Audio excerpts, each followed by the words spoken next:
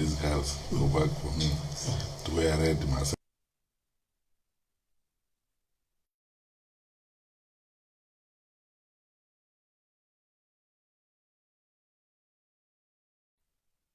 I recognize all monolin oligration Mayan tenebo parent kiti Karen Tenagenya intiamasi Emmanuel Olegiseme kiti Karen enkanye Dr. Fred Matiang'i irajo bingi konishole tombana presidency yerikore oloshole Kenya pokin telolonga takaji intiamasi Emmanuel Olegiseme tenebo Steven Olentaya kigira pone nebo kiti enkanye Dr. Fred Matiang'i kigira aikilikwanishore kiaki lombo nabo 𝐊𝐈𝐄𝐒 erikore tadamu ajore Dr. Fred Matiang'i nerola rikoni teloshole Kenya irokisi ako ketii enkesha olorika le president olorika le rais torkioma le Jubilee. Kesipa teniata swali nabani niata kebolo Facebook fan pages ang ore ngirishene Maa FM na Maa FM 100.7 tenebo Paran FM 101.7 ngilikwanishore yok teniata swali nabani niata tapaka ni weje bikiro ngilikwanishore yeta nkakenya no longe durara. Karibu sana daktari. Asante sana. Unasikiza na Wamasai wote Samburu, Kajiado, Nakuru, Laikipia, Baringo, kwa hiyo wasalimie ili tuweze kuanza shughuli ya siku ya leo. Shobaoleng, very asubuhi. I'm very happy to be here and engaging with you, and as I told you before the program began, most of my memorable friendships and interactions are with some of the leaders of the Maasai community. And then I've lived among us the Maasai community and done business within that community for a long time. I'm one of those people who are genuinely and truly grateful for the hospitality and love and warmth of the Maasai community. So I'm enthusiastically looking forward to this interview and this interaction. Asante, karibu sana. Maybe my first question is that many Kenyans know you as a results-oriented leader. So who is Dr. Fred Matiang'i beyond public service? Allah. I'm just an ordinary human being who wants to live well. You know, niliangalia siku moja interview ingine mtu alikuwa anafanyishwa, and I thought that was a very important point, and it left a mark in my life. They were interviewing a leader, and the leader was saying, the most important thing is every time you wake up in the morning, because none of us lives forever. True. We live here for a certain period of time. So this journalist said, what would you like to be on your tombstone? When people come there and you have gone, what would you like to be there? And once you have made up your mind about what you would like to be on that tombstone, then you live in that particular direction. In my case, my goal and objective is to do my best as a human being, to live truthfully and honestly, and have the most impact on my fellow human beings in anything I do. And that's all. And every time I wake up in the morning, that's what I focus on. And I keep telling people, as the Holy Scripture say, chochote unapewa kufanya, mikono yako ikishika kitu, kama ni kalamu, kama ni joka, kama ni fimbo ya chief, ufanye hiyo kazi kwa namna na style ile ambao wale ambao watakuja watasema kweli huyu alifanya kazi.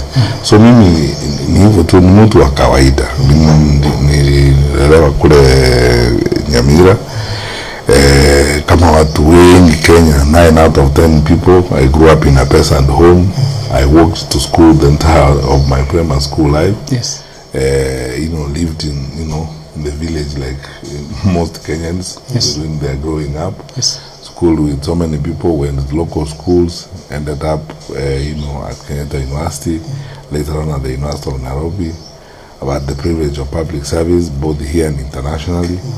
And that is a simple summary I can give you. An ordinary mondo wa kawaida, mtu wa kawaida tu. Okay. Yeah. Thank you, Daktari. Why do you think Kenya needs the leadership of Dr. Fred Matiang'i coming 2027 general election?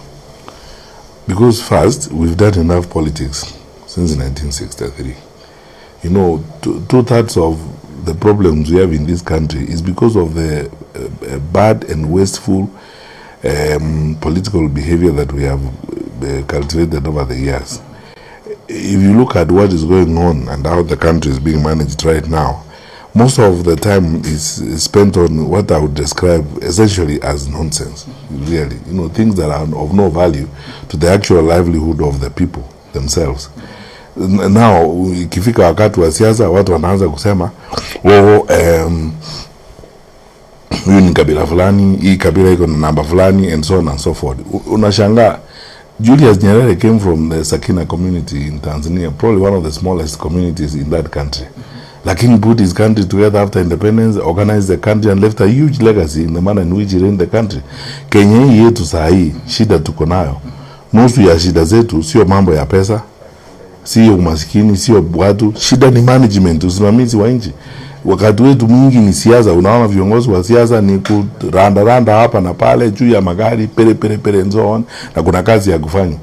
Mimi nataka kazi saa hii, nchi nataka kazi ifanye. Tumefanya siasa ya kutosha, tumerumbana, tumepigana, tumeambiana mastori ya makabila na vile vitu. Tafadhali sasa turudi kazi, tujenge taifa. That is, we focus on this, kwa sababu vizazi vijavyo, wale watoto ambao wanakuwa saa hii, young people, Gen Z, millennials, hata wao watahitaji a strong and supportive economy, na hiyo hawezi kutokana na siasa ya kulumbana kila siku.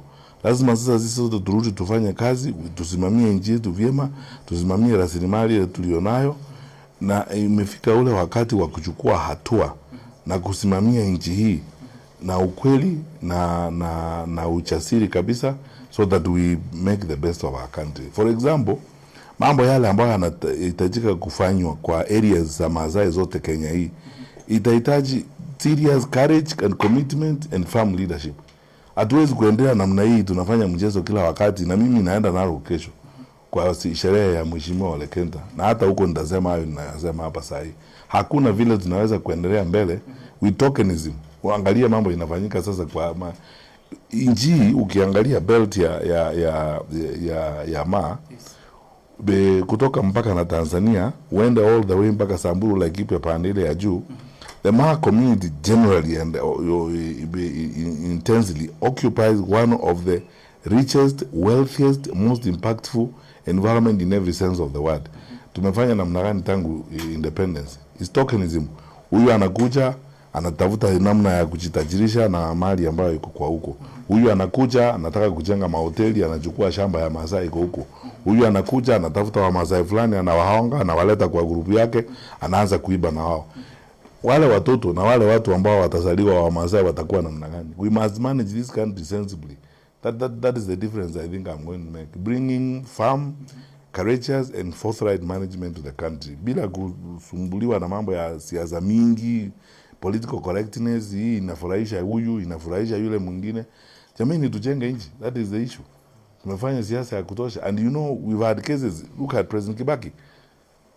Tumekuwa na hiyo wakati alikuwa technocratic leadership that focuses more on the results that we need to deliver, because we are telling me I'm result oriented. Mimi nataka nihesabiwe.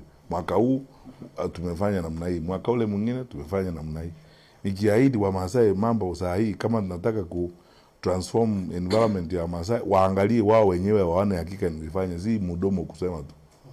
Mimi swali ni kwamba kwa mambo ya masomo inajulikana kwamba ilileta a lot of good reforms wakati ulikuwa minister wa education, and now this is where we are.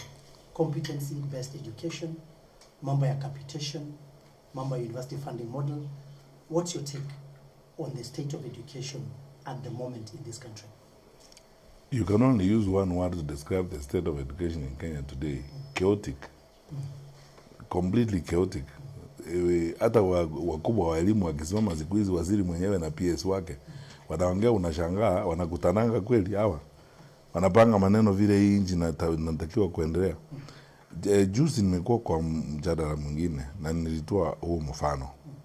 Social sectors kwa nchi, elimu na afya, ni kama cockpit ya ndege. Yaani kule mahali pilot anakaa kwa ndege.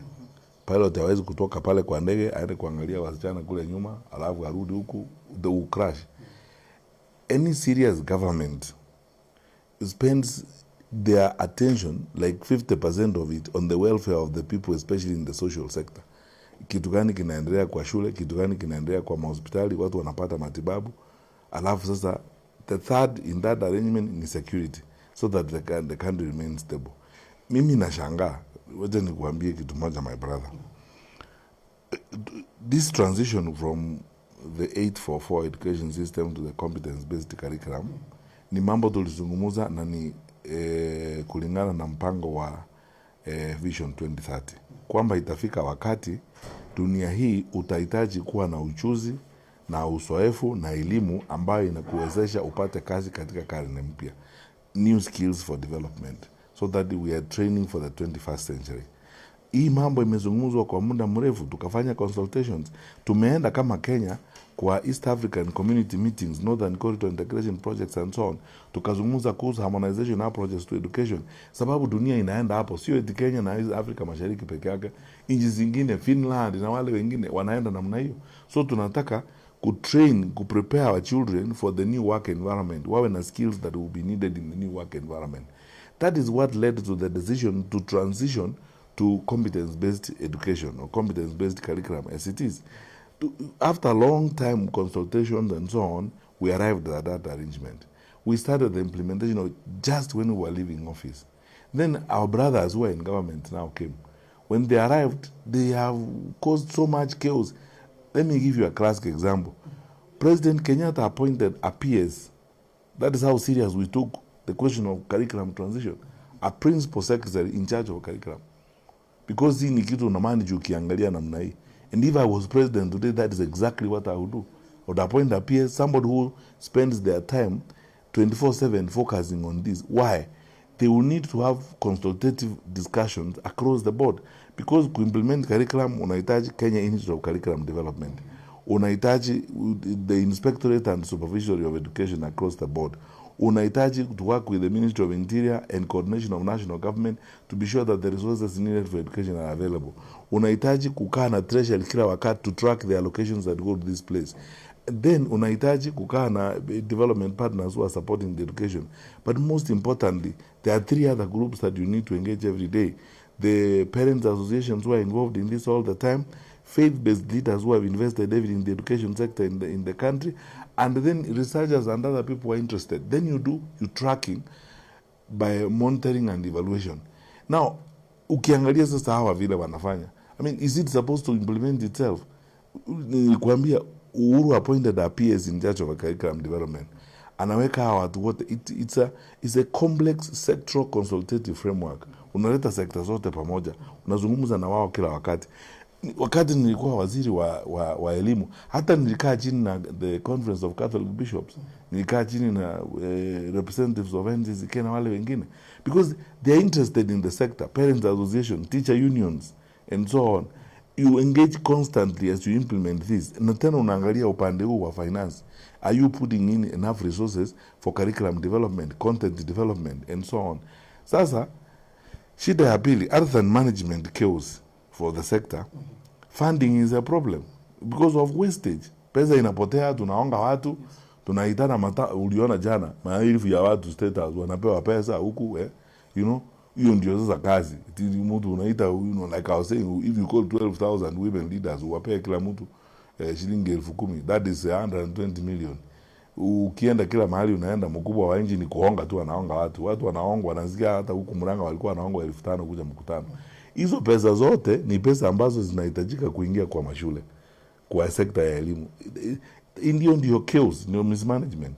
So if we collected these resources, stopped the wastage and put them all in the education sector, then managed the sector properly, constant management, because you see, sisi ndio tuna rasilimali chini ya udongo, tuko na tumepata taabu kidogo Transmara pale, tumepata taabu Kakamega, tuko na Nubiam na wengine kule Kwale, sawa, lakini hatujafika mahali of full exploitation na kubenefit kutoka hapo. Elimu sasa ndio sisi gold mine. We train our people, wapate makazi pale nje, we get remittances, and that's how we address some of our labor challenges. Sasa if you don't pay attention to education in that kind of manner, how do you hope to succeed? And Daktari, you talk about lands in Maa counties or Maa communities. Land grabbing and associated conflicts are fueled by cartels and land robbers.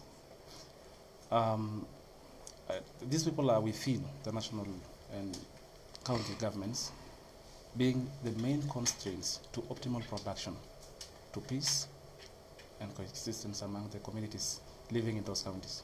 How will the Matiang'i presidency make sure that we deal to the finality governments? And I hope you give me enough time to explain this. The challenges of development, if I may look at it, environmental conservation, protection, and development within the Maa areas across the country. There's a discussion I've been having with a number of Kenyan professionals, researchers, and people in the academy.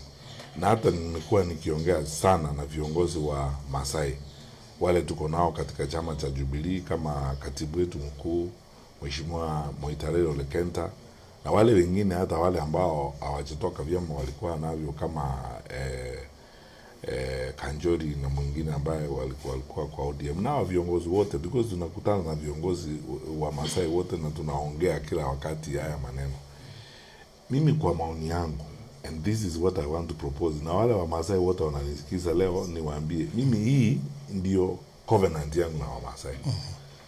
Lazima sasa mahali tumefika vile mimi naona, we actually put in place what you may call a sessional paper on comprehensive environmental and land protection and the development of Maa occupied areas in the country. Why do I say that?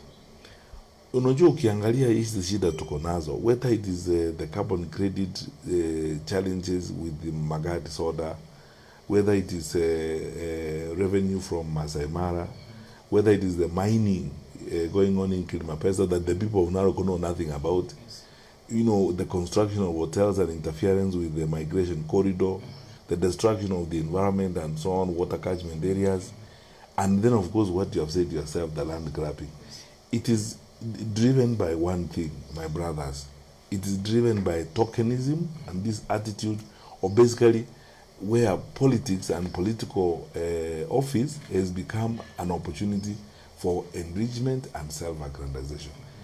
Sasa nikiingia pale na mimi niende niakue eka 1,000 pale, mwingine akiingia pale achukue 1,000, nyinyi rika yenu, nyinyi watoto wenu watapata nini ya kunyakua in the process? Na tena ukiangalia vile nimesema, and I want someone to challenge me. If you look at the entire of the Maa occupied areas in the country, as from the border with Tanzania all the way wende mpaka Samburu, Laikipia na kule kwingine juu, these are some of our wealthiest places in the country that would elicit and spur phenomenal development. Lakini kwa sababu ya siasa mbaya and selfish politics, it has completely undermined the rights of these people. Kila mtu anakuja ni mkubwa, anachukua shamba pale. Ile vita inapiganiwa huko, hiyo shamba ya Suswa ukiendelea pande hiyo, that Suswa belt is because of the geothermal resources pande ile ziko kule. Na ukiangalia tuende all the way mpaka kule Laikipia juu, the conservation work that is going on there, there are investors who have put conservancies out there and so on, but the level of involvement of the local people, one, is very low. Second, the total absence of transparency in the way these resources are being managed and so on.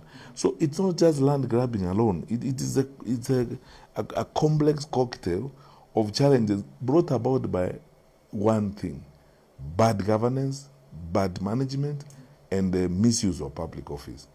There is no way, mimi niseme tu kweli, there is no way we are going to solve these problems if we approach them in a tokenist manner. Ili leo unafanya hivi, they first of all require courage, yes, and firmness. Tukue mtu tuzimame imara na tuangaliane macho kwa macho. Tuache kucheza na maisha ya watu wetu. Tufikirie kwamba tukipata nafasi ni ya saa hii, na hiyo nafasi ni ya kusaidia watu wetu, sio nafasi ya kuchitachirisha. And then tukae sisi wote pamoja, we solve these problems and have a long-term view of these issues. By the way, there's some guy who has done a study. He's a non-Kenyan who was staying in Kenya, and he was saying that if there was better governance and proper management of resources, Narok is one of the counties that could get out of the poverty line within a generation. That in Narok inaweza kufika mahali, hakuna mtu Narok ambaye anaishi chini ya poverty line. Kila mtu anakuwa tajiri, kila mtoto Narok anaenda shule, kila shule Narok iko na classroom na iko na maji na kila kitu and so on. And they used that as an example of bad management and how that bad governance affects the livelihoods of those people.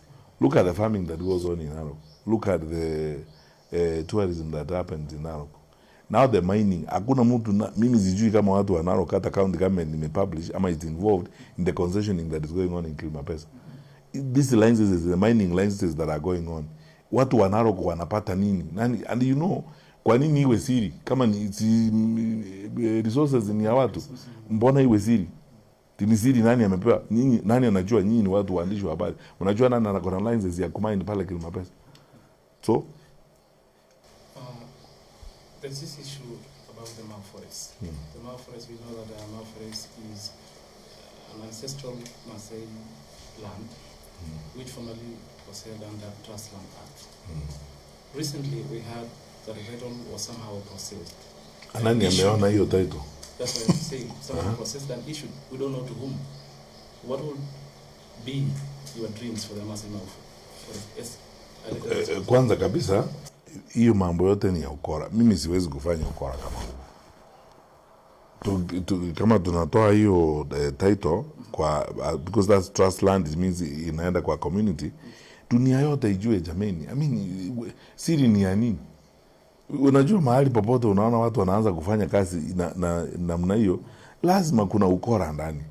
Na lazima tunajua hii politics ni maneno ya carbon credits and so on. Lazima kuna ukora ndani. Ukifuatilia hapo utapata makampuni yamekuwa registered, people are busy concessioning and we working on contracts. Alafu sasa serikali zitakazokuja huku mbeleni wataambiwa tuko na agreement, tuko na contract na international sijui what, hatuwezi kucancel and so. Wakati mwingine mimi nafikiria the only way to do this thing is to take the bull by the horns. Mimi nikiwa president na tukichukua serikali, I cancel those kinds of contracts and agreements wakwete, because you see mwisho unaumiza watu. Unaumiza watu. Sasa hii tunazunguka Kenya hii naambianga watu kuhusu bei ya stima na kulipa stima kwa sababu ya contract ambazo zilikuwa signed, what we call PPAs, Power Purchase Agreements. I chaired the cabinet subcommittee on cost of power and so on when we were in government. When you look at some of those agreements, they're horrific. You know, you commit a country to an agreement which forces the country to take excess power and pay for excess power that it's not able to generate. I mean, it's not able to use or to transmit. And the agreement is years, 30, 40 years. Ukianza kuuliza sasa hii imekuwa namna gani? Penalties will be there. You can't cancel this. A time has come for people to be courageous. How else are we going? We will condemn our country and condemn our perpetual poverty if we are not firm and serious about some of these things. So mimi jamao naitisha transparency, public involvement, and especially the involvement of the county government of Narok. Na tena ask the question, what is the secret? What is the secret? Kwa sababu kama hii meza ni ya umma, hii meza kama ni ya umma, it's a public table. Sisi sasa nimetuma na kwenda kununua hii meza na pesa ya serikali. Sinakuja na kuambia receipt ya duka ndio hii. Tulinunua hii meza na meza ndio hii na inakaa hapa na hii ni mahali ya umma. Sio yao kwenda nayo nyumbani. Why is it a secret? Transparency. Yeah. Maybe daktari nikuulize tu swali, umesema kwamba gold mining tuko nayo sasa hivi is to educate the young people. So one question in two ni kwamba you've mentioned the kind of resources we have as a Maasai community, yet hakuna masomo ya kutosha. What would your government do to make sure that in marginalized communities like the Maasai, the Samburus also get quality education and have those schools and infrastructure in place to make sure that they also get the education? Two, the issue of unemployment. There's a very, very high level of unemployment. People are educated, they have masters, they have degrees, but they're not working. Yet in government, we can look at the wage bill. Unaona pesa mingi ya serikali inaenda kwa kulipa watu mishahara, because there are ghost workers or people who are not even there, yet we have so many unemployed young people in the country. Let me tell you, my brother. Mimi kwa maoni yangu, kwanza kuna kitu nataka kujulisha Wakenya, labda Wakenya hawajui, na nitalizungumzia hili jambo hadharani hivi karibuni.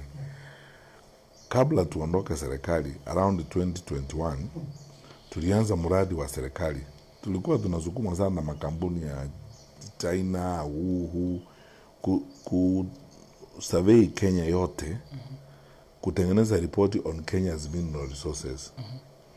Mwishowe National Security Council ikakataa, tukasema hii kazi ifanye na watu wetu, because tuna uzoefu wa watu wetu, you know, Directorate of National Intelligence Service, the Ministry of Mining, na Directorate of Military Intelligence, DMI. Hao watu wote wako na capability ya kutengeneza. You know, sometimes people don't know the capacity we have as a country, even in our government. Hii team, which was led by an incredibly brilliant military officer, they compiled a report on Kenya's mineral resources. Wakapiga map na wacompiled report ya Kenya's mineral resources, the whole country. The report is there. Mpango ulikuwa tukimaliza hiyo reporting, tuende sasa kwa stage ya pili. Stage ya pili ni kufanya kazi na bunge to publish the report, then we begin the process that is called commoditization. Tunaanza kwa stock exchange like Europe or what have you, we begin selling shares because of the future prospects that we have. Yes. Like the resources we have in Kwale County, the resources we have in Narok, the resources we have in Homa Bay, for example. You know, the iron ore we have in Homa Bay and so on is huge. And some parts of Western Kenya, then the northern part of the country with incredible resources. The geothermal potential of that belt, if you started all the way from this area of Suswa, all the way until Baringo, and so on. We said these are the resources we have. Then if we went there and commoditized this, we would actually wipe out our debt, you know, just like that. Then secondly, we have a system where the extraction of these minerals and extraction of these resources has got a direct benefit to the people in the respective areas they are found. Mimi nimeona another day na nikashangaa sana, but you know, hiyo ni Kenya. Mtu mwingine hapo, na ninamjua, ni mtu ambaye anafanya manufacturing ya mabati and so on somewhere in East Africa.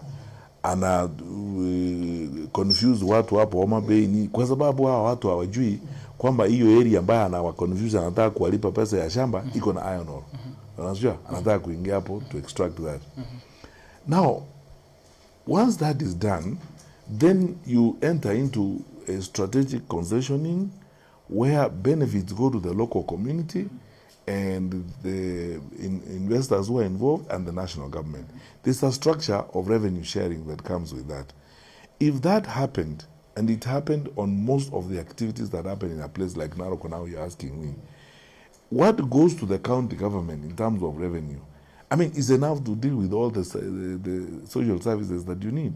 Because nimekuuliza sahi, watu wa Narok, have you seen a publicly published report inasema about revenue ya Masai Mara? Umeiona wewe? Umeiona Kilima Pesa? Do you know any public information? Na tena niambie ni sheria gani Kenya ambayo inakubali government ifanye mambo yao yote kwa siri? Na unajua watu wakianza kufanya mambo ya siri namna hiyo, obviously you know what is going on. It's intense corruption, abuse of office, and theft. You know, people have become billionaires using resources that are coming from that place. So one way of addressing that problem you're asking me about education and the failing resources is a transparent and firm extraction of resources and making sure that those resources benefit the local people. A transparent deployment of those resources to the welfare of the people. Hao watu ambao wanapewa concessions kufanya mining ama wanafanya kazi fulani, wanahitaji kuambiwa, wewe hero, in addition to ile unalipa unatuonyesha hapa, utajenga hospitali hapa, hii pesa, utagharamia university college hapa, and so on and so forth. Lakini sasa license zinapewa kwa briefcase, na watu wengine usiku ambao wanazungumza, even county assembly, mimi najiulizanga, even county assembly ya Narok, ama county assembly ya Kajiado, ama county assembly ya Kwale, imeonyeshwa some of these agreements and discussions. And why not? Sheria gani nasema wale watu ambao MCAs wanakaa hapo kwa county assembly, si ndio wanasimamia, ndio wanawakilisha watu wa Narok, ndio wanawakilisha watu wa Kajiado ama Kwale ama Baringo. Mbona hawaonyeshwi? Hii sasa tumeanza kutoa licenses. Na hapa Taita Taveta tumetoa licenses kwa John Mary Company from Australia. Itafanya mining hapa. Ile pesa, the projections we have ni hivi, revenue itakuwa hivi. Kulipia licenses, wamelipia licenses bilioni 3. Na hii licenses wamelipia bilioni 3, bilioni 1 ni accounting. Mbili inaenda kwa wizara. Mambo kama hayo. So that sasa watu wa Narok wenyewe wajione, this is what we are getting from what God blessed us with. Sasa this, mimi nafikiri, we will solve our problems first of all by being very transparent about this and involving the people.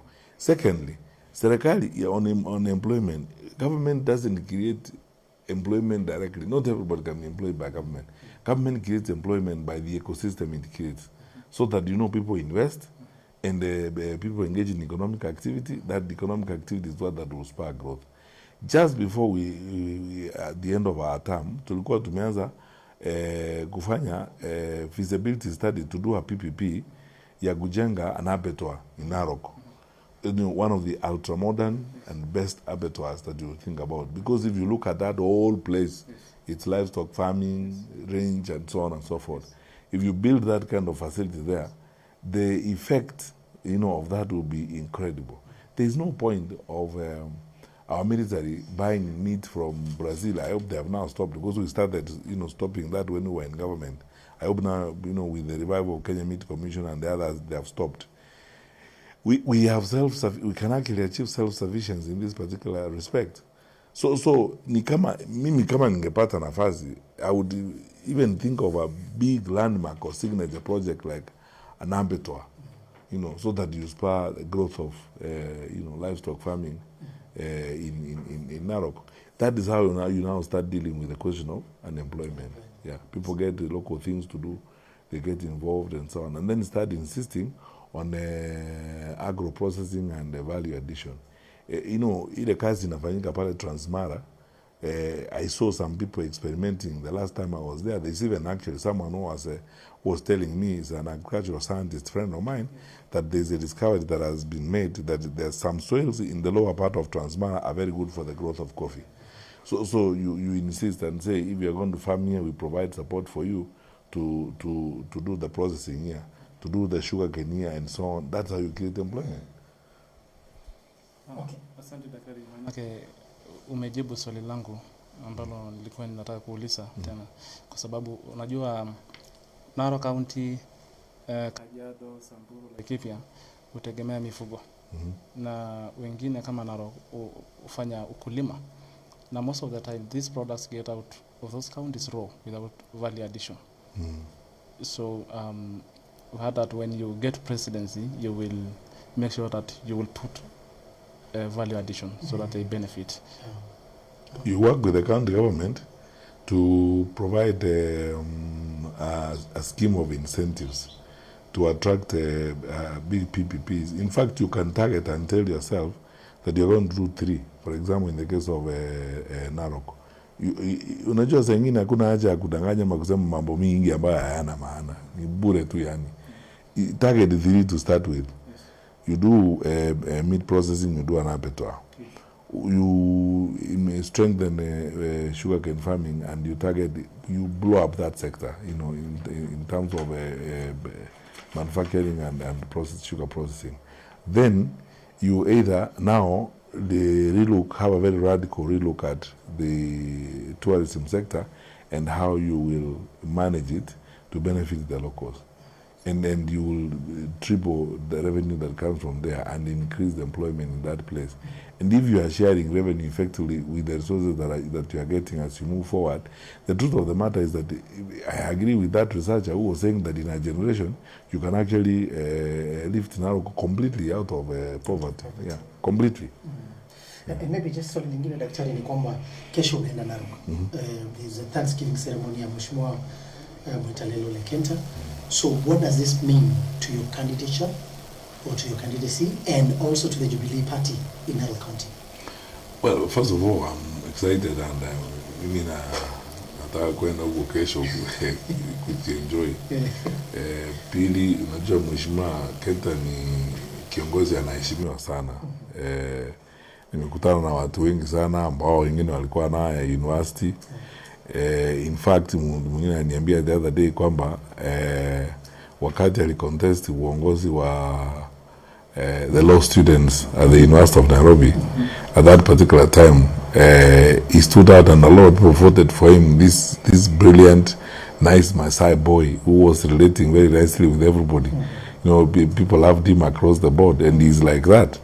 So, you know, and he's been a source of a connection across the Maa community and Maa areas in the country. He has friends across the board from Samburu, tulikuwa naye siku nyingine Samburu, you know, all the way to Kajiado and even Tanzania. So, first of all, you know, I think this is probably one of the first times when an indigenous original Maasai leader is running a visible national party.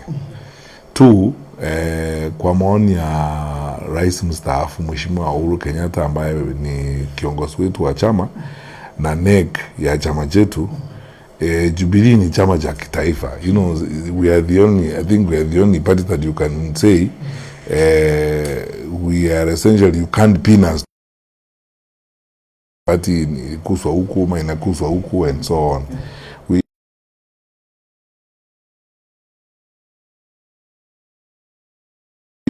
Number tatu, unajua there has been so much talk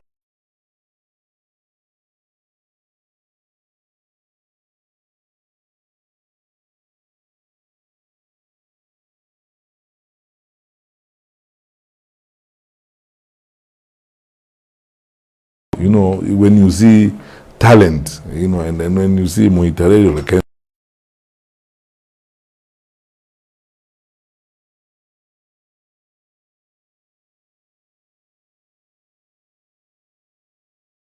the better that Kenta its Secretary General. I mean, of course, all former Secretary General who has now risen up the ranks in the party and become Deputy Pioni have made their fantastic contribution, and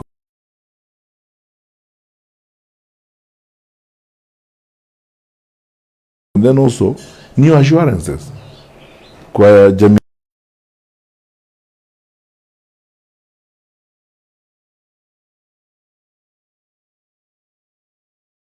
kaziku maombi yangu mimi Mungu when my life I will live to see somebody from these communities that are seen as small ascend to the leadership of the country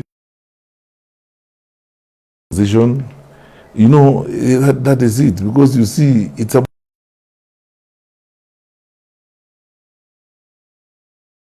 people who are building their country sensibly. People don't care about tribes. Which numbers do you have? Which, you know, human beings are not fish in a basket. You are carrying around and saying, oh, we kabila yako iko na watu tatu na we kabila yako iko namna. You know, we go for talent and to do something. We normally say three things: character and I don't know, it's commitment or whatever. Those, if you fulfill character and capacity, if you check the three boxes on competence, character, and capacity, that should be fine. And then the Mheshimiwa Kenta checks all three boxes. You know, character, capacity, competence. The serious guys hanging out with him and other people tomorrow. From that note, Mheshimiwa Daktari, how do you appreciate representation the Maasai or indigenous people offer or from domination from the powerful groups? You know, my brother, the reason why I fought so hard when I was Minister for Education to clean up the system is because of this one word, fairness. Hakuna vile mtoto kutoka Lolgorian anaweza kwenda Alliance alafu aenda asome medicine ama engineering ama akuje kuwa principal wa Alliance ama principal wa Mangu High School if we are not fair. Fairness, you know, because you see, and that fairness is very closely inspired by the culture of meritocracy. I have done this before. I am saying it not as hearsay. Ni kitu mimi nimefanya na nimeona. If you are fair and you are objective and you follow merit in the things you do, everybody will be at the table. I'm telling you the truth. You don't have to wear political lenses. Just be objective and fair. Meritocracy. You know, merit. People get positions because they qualify for them. Hire people in the public service and you are going to be very fair. Utakuwa na mapeers wale kutoka kila jamii ya Kenya. Ukichagua watu kwamba unatafuta watu wa kazi na watu kutoka jamii ya Maa, for example, ninajiuliza kila wakati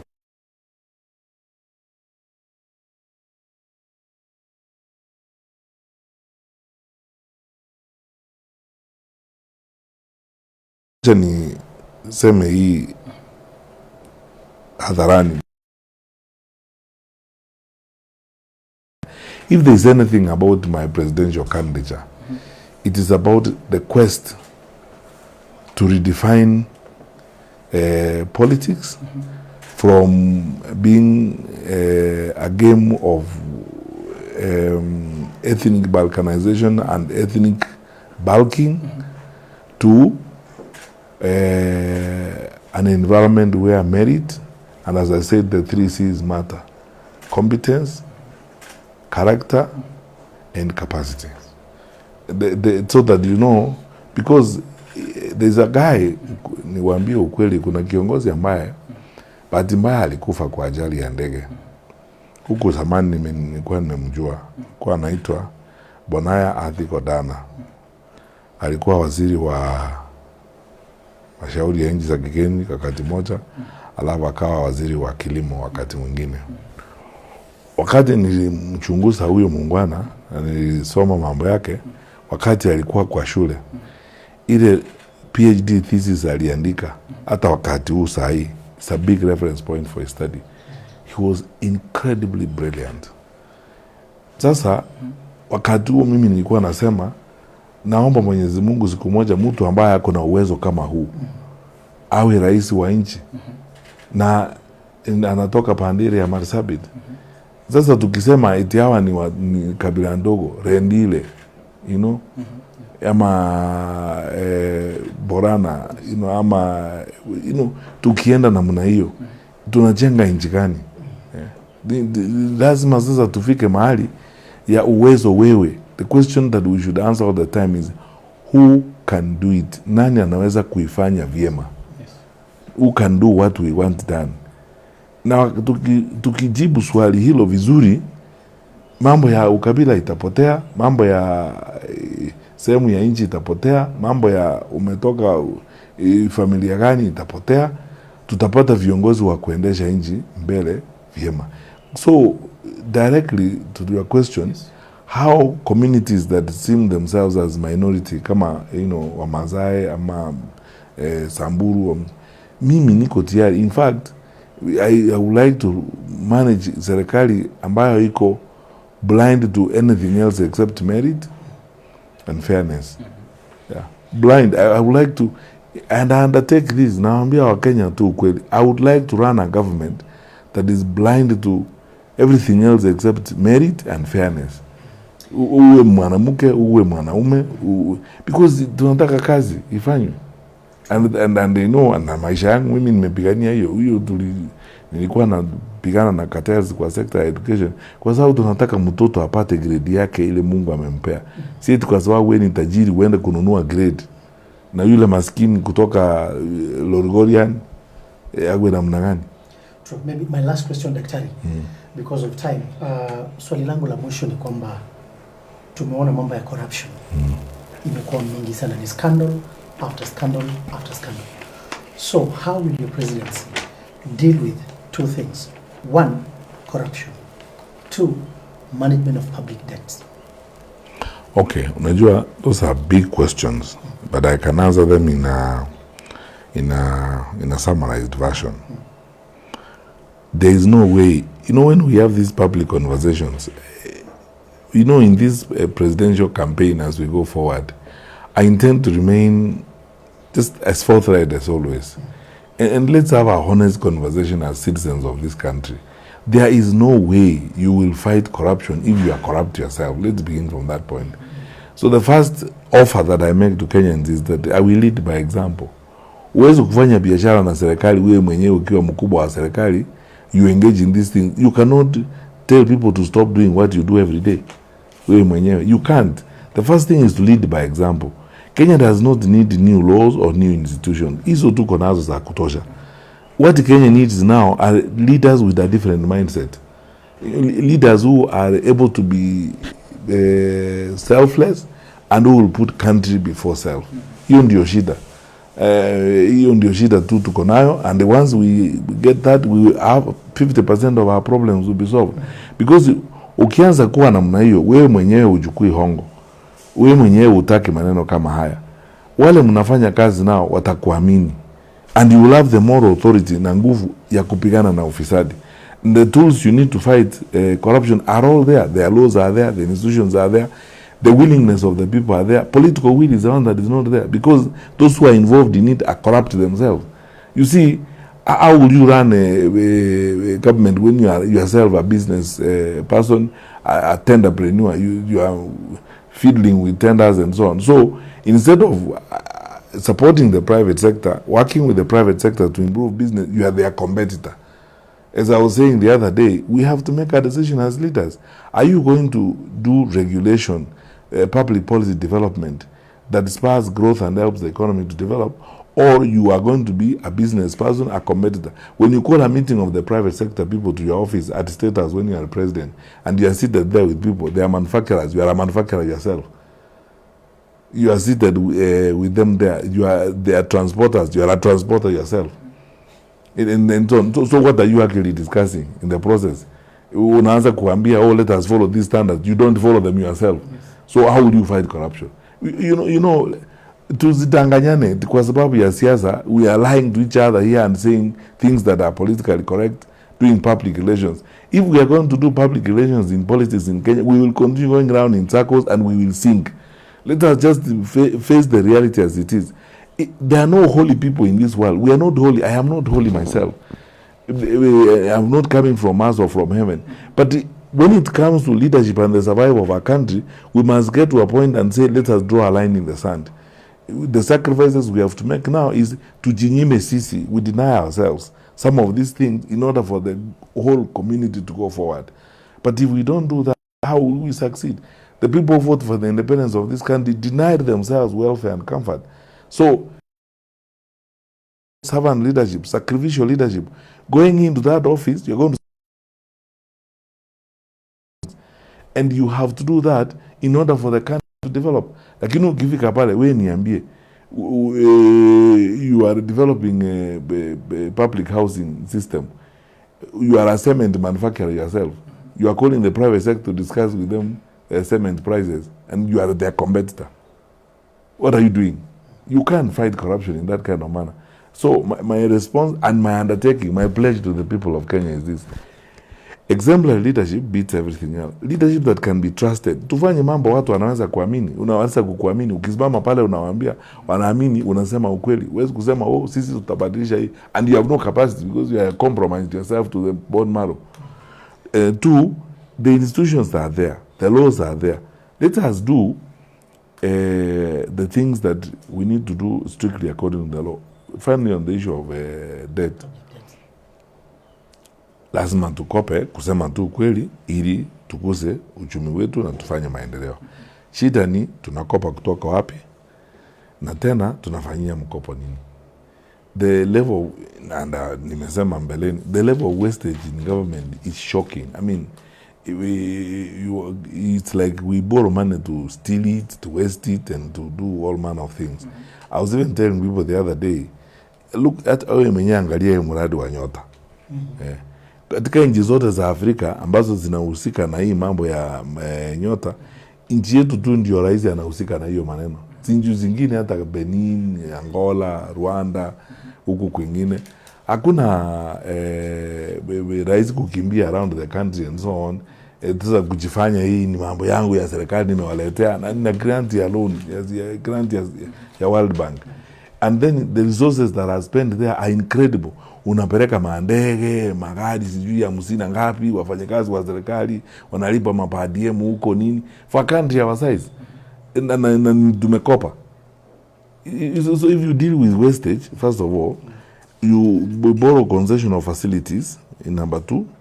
And number, it's cutting the cloth your size, turning resources to where they are supposed to be. Siku ngine nimeuliza hapa wakubwa wa serikali wakanitusi sana wakati niliuliza, unawezaje kuhitaji pesa mingi kwa State House kuliko Moi Teaching and Referral Hospital? Hakuna maternity ward pale, hakuna operation theater huko, unafanyia nini pesa nyingi namna hiyo? Na hizo pesa zote 17 billion, mimi ukinipea State House na unipea hizo pesa, hata before we start anything, nitatoa 14 billion kwanza. Nipeleke 7 kwa education, nipeleke 7 kwa health. Na hata hiyo 3 nabaki naweza kurudisha by the end of the year. Because unafanya nini? So if we stem wastage of public resources, we manage our public affairs in a disciplined manner, we will succeed. Let me give you an example in conclusion. Niambie hivi, wewe umeajiriwa mshahara, pale Mayani wanakulipa mshahara. Tuseme mshahara wako ni shilingi 1,150. Ukienda nyumbani jioni unakaa na mama, mwisho wa mwezi unapiga budget, tuko na fees, tuko na nini ya kununua. Okay, hii tunahitaji kununua plot ya kamoja pale Narok, tutachukua loan kutoka kwa sako and so on. Si mnapanga vijana namna hiyo? Why can't we do that to the country? So we are disciplined. That's why I said the other day, discipline is destiny. If we are not disciplined, there is nothing we are going to achieve. Yeah. Thank you, Dr. There's this question of conservation. The Maa counties, especially Kajiado and Narok, it's a fact. They live with wild animals. So that's to say they bear the cost of conservation without adequate, without adequate and fair compensation. How will you do to make sure that there will be fair, timely compensation, a reality for the victims of human-wildlife conflict? You know, I dealt with this issue when I was in government. The challenges are twofold. Number one, poor budget allocation for this compensation. And you know, your poor budget allocation natokana na mismanagement of the revenue accruing from these facilities. Because you see, we were preparing an amendment to the law before we left government, and I suspect that even the current administration is trying to look into that amendment, because it was being done by the Office of the Attorney General. If they're not looking at it, they don't do it, we will do it ourselves when we come to government. To look for a law where a special fund for compensation is created that is directly funded by the revenue from this environment. So that you see, of necessity, say for example from the Mara and what have you, we say with the revenue structure we create, what goes to the county, what goes to the national government, and then a special compensation fund is created where directly every month that revenue goes there. So that when there is an incident of a human-wildlife conflict, the compensation does not take even a month, because the funds are there, the structure is existent, and you do that. It's administrative efficiency, honestly speaking. Is waking up in the morning and managing things in the manner in which they're supposed to be managed without storming and so on. Secondly, also, is as I said, is a greater attention to the environment and the repercussions of that conservation and the protection of environment to the rest of economic activities, so that you know there are people who live there, there are people who engage in economic activities. How is it that you plan without catering or taking care of their interests and so on? So I would personally, I hope that amendment has been carried through, and I've not checked, I have to be very honest. I hope that that amendment to the law has gone through Parliament. If it hasn't, I undertake to ensure it's done. So fed directly by the revenue from these conservation areas, and even part of the licensing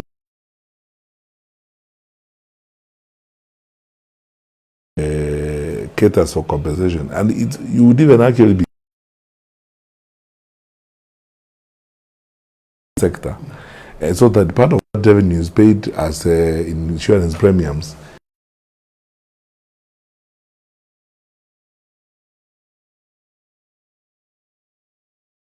To coordinated and managed to pay specific attention to economic development and welfare of these areas, and then create a constant framework of public participation.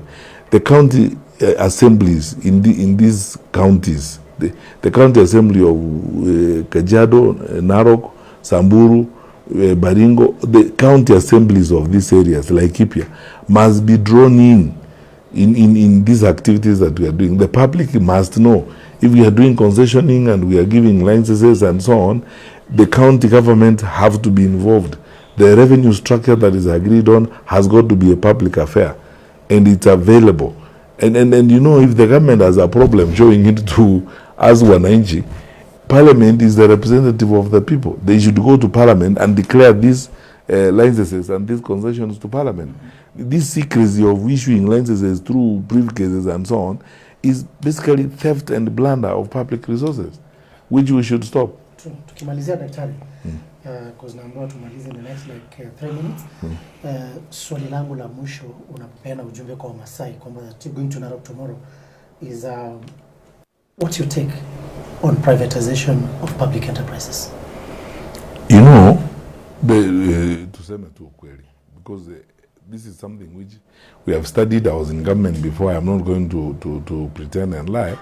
When we studied this, the management of our parastatals and so on, some of them are actually an unnecessary drain on the exchequer, on the resources.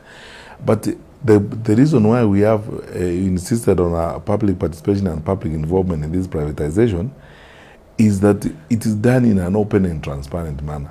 What is happening with this administration is actually asset stripping. You know, in other words, unachukua mali ya umma, unajifanya you are doing privatization, watu wanaenda Turkey huko Dubai wanaregister makampuni na ni wao wenyewe wanakuja kuiba mali ya serikali hapa.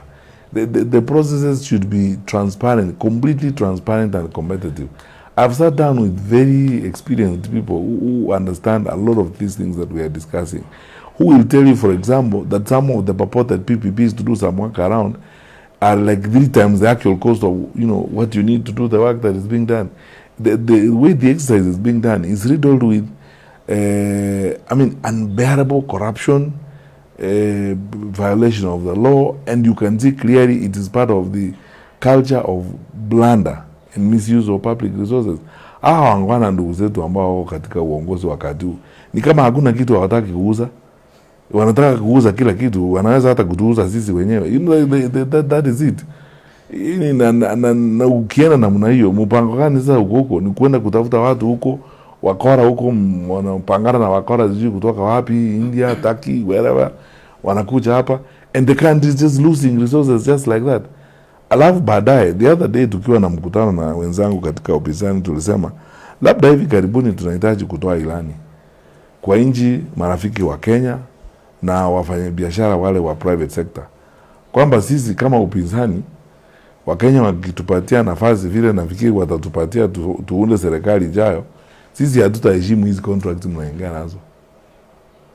Hatuwezi, kwa sababu huwezi kupora nchi namna hii alafu watu wakubali unafanya maneno kama haya, ili hizo nchi marafiki wawaeleze na wawashauri wawekezaji wao na wafanya biashara wao kwamba ukienda Kenya unaenda kununua kampuni, ukienda kufanya biashara uchipange, usiende pale kufanya ufisadi na viongozi wa serikali, kwa sababu serikali inayokuja haitaheshimu hiyo. Daktari, asante sana. Wamasai wanauliza sana, wakati ulikuwa waziri wa usalama wa ndani, kuna ng'ombe wao wengi waliuliwa Laikipia. So wanasema kama Daktari Fred Matiang'i atakuja kuwania na apate ruhusa kuwa rais, je, watakuwa safe. Lakini wengi wanaweza kukuambia tu kusema ukweli kwamba ile mipango tulifanya ya usalama pande ile ya Baringo, Laikipia all the way ilileta usalama kwa muda mrefu sana pande ile, na tulifukuza wafisadi sana na wakora wale ambao wako na bunduki na wanafanya hiyo biashara huko. Imerudi sahi kwa sababu kuua ng'ombe na kuuza ng'ombe na kuiba ng'ombe wa Maasai ni biashara ya watu, kwa sababu hawezi kuendelea namna hiyo kama hakuna mtu anapata faida kutoka kwa biashara hiyo. Na tulikubaliana sisi wote tukiwa kwa serikali, it was the decision of the National Security Council. Sijacheck kama hawa wangwana wamefanya hivyo vile tulikubaliana, because ni decision tulikubaliana ya serikali kwamba tuweke kambi za kutrain wanajeshi wetu pande ile na kutrain our crack teams ya GSU na kwingine pande ile, to provide protection ya wale watu wote wako pande ya Laikipia na kule kwingine. And also ile mazungumzo tulikuwa na serikali ya Uganda kuhusu wale wa Karamoja ambao wanafuka mpaka wanakuja pande hii kuhangaisha watu wetu, nafikiri is still holding. Na kuna mradi ambao President Kenyatta mwenyewe alikuwa na uongoza wa kutengeneza mabawa ya maji huko na kuhakikisha kwamba grazing areas and watering areas are managed effectively so that we support the livestock farming in that area was going on. I don't know if our friends, our colleagues in government wanaendelea na hiyo maneno, lakini if it's not being done, the intention, the plan is there. As I said, you know the beauty about our country. These things have been discussed several times. Mimi, I understand them and I know them like the back of my hand. And that is why I say, ukiangalia kwa wale ambao tunatafuta kiti nao, mimi ndio tu nitaapishwa nianze kazi that afternoon na niendelee na kazi, sababu ninaelewa hii mambo vile iko. I don't have to upgrade my knowledge or update anything. Ninaelewa hii na niko tayari. Mwisho, hizi vitu zinahitaji ujasiri, zinahitaji courage and focus. Sasa hiyo mnaniuliza firmness ndio tutahitaji, na mimi niko tayari kuzifanya. Okay. Jumbo kwa mwisho kwa Masai, closing remarks. Na weleze labda kama kuna uwezekano wa Jubilee kuungana na mirengo mingine ya siasa ku front candidate moja. Mimi nawashukuru kwa nafasi ya kipekee kuzungumza nanyi. Na Wamasai ambao wananisikiza, kwanza ninataka kuwashukuru. Mimi ni mmojawapo ya wale wa Kenya ambao wameegeza, wameishi na wamekaa na jamii ya Wamasai. Ninawaona na ninawaangazia kila wakati kama ndugu zangu, na ninawapenda sana. Nataka kufanya kazi nao. Katika nchi hii ya Kenya hakuna jamii ambayo imekaribisha kila Mkenya kwao kama Wamasai. Ukiangalia Kajiado, ukiangalia Narok, hiyo ndio sura kamili ya Kenya. Kila Mkenya kutoka tabaka zote ako katika Narok, ako katika Kajiado. Na mimi nawaomba tuendelee na mapenzi hayo na uhusiano huo. Nimekuja kwenu na unyenyekevu. Tumefanya kazi na nyinyi wakati mwingine wa kazi ngumu, tukiwa na akina natembea pale kupeleka watoto shule huko, nimetembea kutafuta bunduki huko, kufukuza wakora. Mnanielewa na mnajua kwamba mimi mambo yangu ni jina moja tu, kazi. Na Wamasai wanahitaji kazi ifanywe, na Wamasai ni watu ambao wanaheshimu ujasiri, courage and firmness. Across the board, I am your candidate if you are still staying with that focus and that interest. Fairness, justice, restoration will stay. And I'll work with the Maa community and all my brothers in that community to develop a modern Kenya that honors their wealth, God-given wealth, honors their talent and all their blessings, so that we can build a prosperous and beautiful Kenya. I'm ready for service. Asante sana daktari. Ashole mwalimu w'ingiresheni ya Maa FM tenebo Paran FM ibudera dwenti ya masi udhirmaranga na Emmanuel 𝐿𝐾𝐓𝐈𝐿𝐾𝐍𝐵 Tenebo Steven Olantaya. Yes, kigira shughuli na studio moja kwa moja kijiangani daktari Fred Matiang'i ule miraba gine Narok ngani mheshimiwa 𝐿𝐾𝐓𝐈𝐿𝐾𝐍𝐵 SG Lempati Jubilee tolo shule Kenya. Kijashole.